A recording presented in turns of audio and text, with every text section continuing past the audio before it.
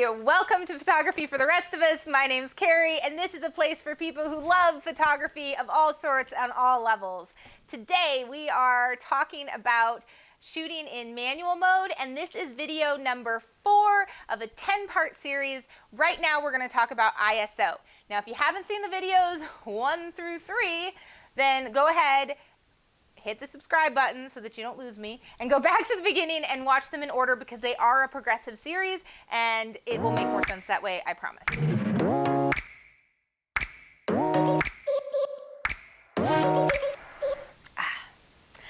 All right, so ISO. This is going to be a pretty quick video.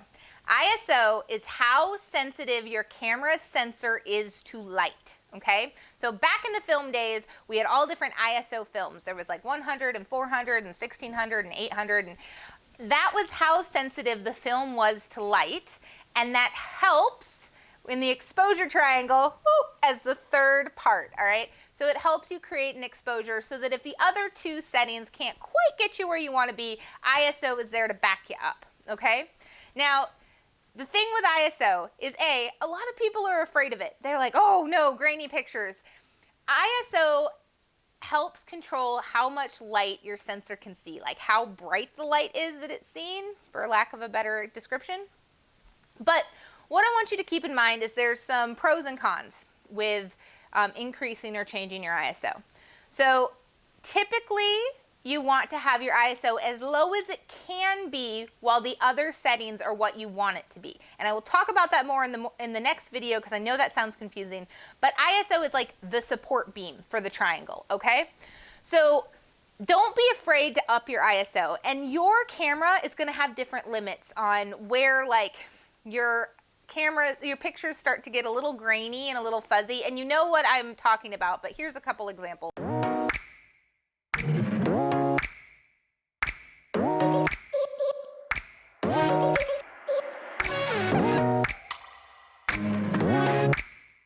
Called noise.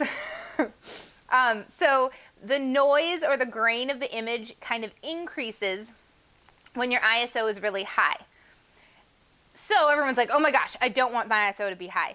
But honestly, with technology these days, you guys, you can change that ISO. You can bring down the noise and the graininess in post-processing and in Lightroom or whatever software you're using with your pictures. Also, sometimes it's a technique. I know there's a lot of Instagram filters out there that now are adding grain to the images because it's a look that people really like. So don't be afraid of upping your ISO and maybe even play with your camera to see where the limit is, where you're comfortable and the grain doesn't bother you until you get to this spot, right? So take some pictures and play with it. Another thing to keep in mind with ISO is there's certain situations where you actually do need to have a higher ISO in order to capture what you're trying to photograph, such as photographing the stars in this picture. In order to get a picture of the stars, because they are such tiny little pieces of light and they're so far away, you really have to have your ISO a little higher. A lot of people start with 3200 for shooting stars. You can play with it depending on the situation that you're in, but just know that you're going to have a higher ISO in order to shoot things like stars, which means you're going to have a little bit more noise in your image, which is fine because you can correct it in post in your editing software. All right, so let's review. ISO, it's how sensitive your camera is to light. It's the third part of our exposure triangle that we're going to talk about in the next video. And the concern, or what you really need to be aware of with your ISO, is that the higher you go, the more noise or grainy look to your images you're going to have.